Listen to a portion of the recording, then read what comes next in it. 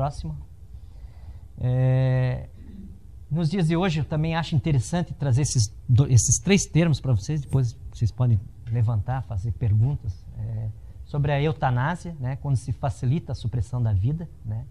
A eutanásia, eu acho que os juristas mais renomados, acredito que sejam contra, né, que seria facilitar a supressão da vida. Paciente terminal, que não tem muito uma boa evolução, por pena, por dó, a pessoa vai lá e desliga os aparelhos, enfim, é algo que tem que ser levantado, tem que ser discutido isso, né? Aparentemente parece simples, mas recentemente a gente viu, né, em todos os telejornais do Brasil, uma médica intensivista de UTI, que ela foi tida como assim, um pandemônio, né?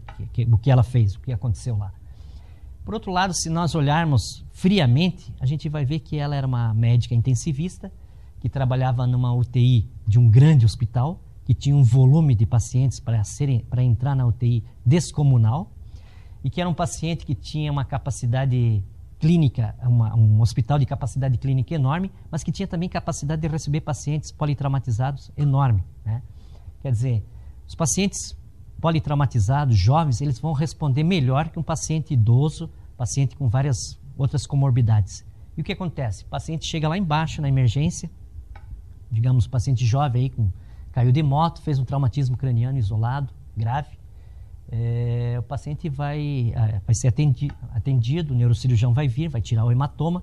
Quer dizer, um paciente que tem condições de 10 dias, uma semana, até receber alta hospitalar, com poucos déficits neurológicos. O que acontece? O neurocirurgião vai ligar para ela: ó, doutora, estou aqui com um paciente, já tirei o hematoma dele, eu preciso de uma vaga de UTI. Tem? Ela não vai ter vaga. Por quê? Porque já tem uns 3 esperando lá fora, na clínica médica, na clínica de nefrologia, na clínica de cardiologia.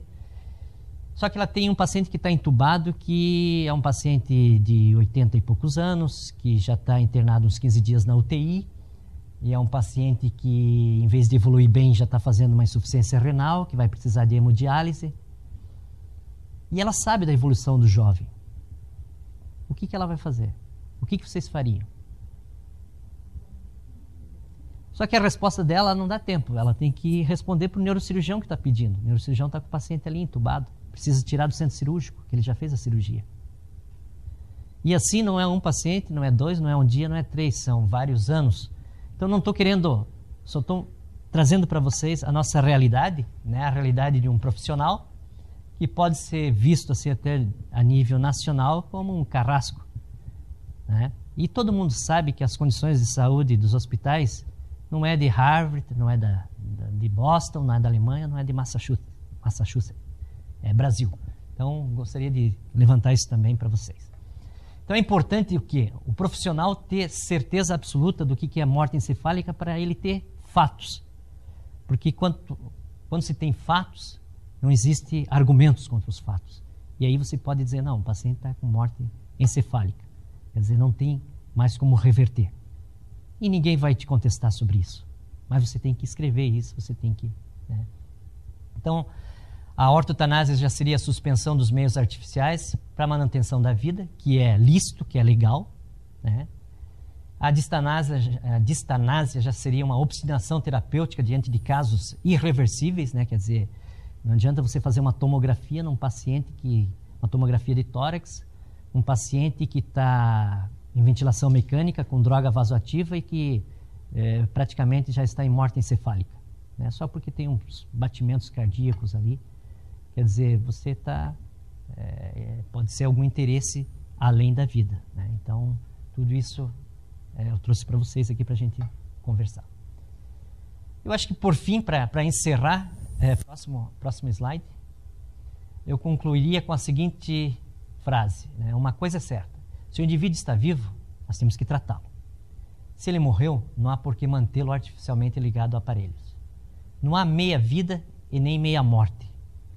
Não sou eu que estou falando, isso é uma declaração de Madrid de 1987, na Espanha, sobre a definição de eutanásia.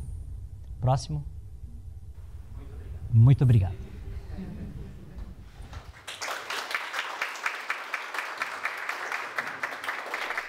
A paz e o bem estejam com todos vocês. Nós vamos falar um pouquinho de nós mesmos. Quando falamos da religião, da espiritualidade, nós estamos chamando a atenção sobre nós. Na ata de constituição da Associação Religiosa aqui do Cemitério São José, de março de 2002, elaborada pelo senhor Alcione, fundador da associação, nós encontramos a seguinte afirmação que deverá, partindo daquele 2002, ser perseguida pelos anos que se seguirão, os compromissos. Então, foi rezado assim: será uma congregação diferente das demais, sem um dogma específico, que procurará uma associação diferente das demais, sem um dogma específico, que procurará, através da fé e da harmonia do espírito, desenvolver um trabalho pragmático e de cunho universal. Essa proposta da associação, da ata de fundação, nos coloca... Não há dogmas. E eu queria partilhar o que nós vivemos aqui no dia a dia da associação religiosa. Ali está a ecumênica, mas nós vamos falar também sobre isso. Não ultrapassa, vai além do ecumenismo. Interreligiosa vai além ainda. Aqui é um cemitério aberto de fato à comunidade. Então, com o objetivo de ampliar o atendimento ao associado e público geral, para além do ato de sepultamento, o cemitério São José tem possibilitado apoio religioso com respaldo psicológico às famílias que nos procuram nos funerais e ofícios religiosos. O leque dos serviços tem se ampliado sistematicamente. Educandários da cidade e da região têm nos visitado e não só conhecem o funcionamento aqui do cemitério como do crematório, como também ficam informados sobre os cemitérios e os crematórios na história do homem. A intenção da Associação Religiosa do Cemitério São José, com seu projeto de trabalho ampliado, não é transformar as dependências da associação numa igreja. O que pretendemos oferecer aqui nesta área é um atendimento qualificado para famílias enlutadas. Às vezes percebemos aqui verdadeiros dramas, tragédias. E também um programa pessoal de espiritualidade, sem nenhuma promessa entusiasmada de uma vida depois dessa. Nossas perspectivas são mais terrenas, menos etéreas ou esvoaçantes. É aqui o momento que estamos vivendo. Então, nosso trabalho é focado no luto, procura ajudar o enlutado a reencontrar o equilíbrio emocional, lidar com culpas e entender a sua espiritualidade nata e inata. Porque o processo de luto traz muito mais do que o choro. Muito mais do que o choro. Algum tempo atrás, nós fizemos a encomendação de um corpo de um jovem que praticamente foi assassinado aí na BR-101. Um carro, um louco na direção contrária, lá na BR-101. Acabou matando um jovem. Aqui perto da Praça do Estudante, um outro jovem que saiu de casa para uma festa e não levou o carro porque queria evitar andar ou dirigir bêbado, um carro o pegou em cima do calçamento. 4 anos depois nós fizemos também a encomendação do corpo do pai, esse começo desse ano, arrasado e acabado, e a morte do filho o levou também a óbito. Então são tragédias que nós vivemos aqui no cemitério.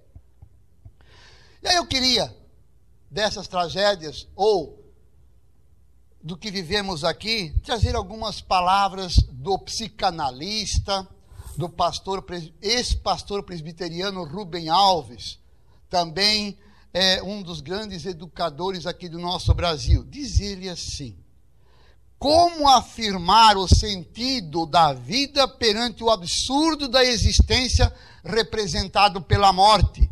que reduz a nada tudo o que o amor construiu e esperou. O sentido da vida se dependura no sentido da morte. E é assim que a religião entrega aos deuses os seus mortos, em esperança. Mas o sentido da vida não é um fato. Deus e o sentido da vida são ausências, realidades, porque se anseia dádivas da esperança. De fato, talvez seja esta a grande marca da religião, a esperança. E talvez possamos mesmo afirmar, onde está a esperança, ali também está a religião. A visão, diz Rubem Alves, a visão é bela, mas não há certezas. Algum tempo atrás, nós fizemos um curso de muitas horas pela igreja sobre escatologia.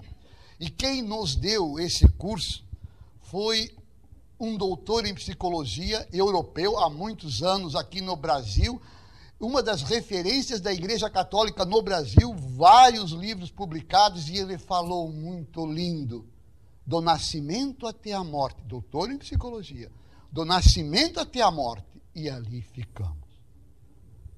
Ou depois vamos deixar por conta da nossa fé. Vamos deixar por conta da nossa fé. Então,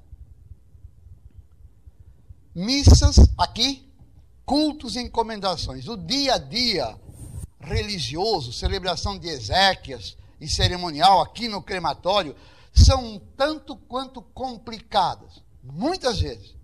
Eu não quero radicalizar afirmando que as famílias estejam todas divididas em seus credos ou opções filosóficas, mas com certeza um bom número delas já não reza pela mesma cartilha. A religião já não é a mesma que um dia saíram de casa, ou que um dia os pai e mãe passaram. Quando chamam a Igreja Católica, por exemplo, é porque quem está cuidando ou responsabilizando-se pelo morto é católico, católica. Mas isto não quer dizer que os outros familiares ou parte deles professam o mesmo credo. Pelo contrário, são ainda, entre aspas, como dizem, são ainda católicos, como eles mesmos confessam, relaxadões, estão nem aí com prática nenhuma.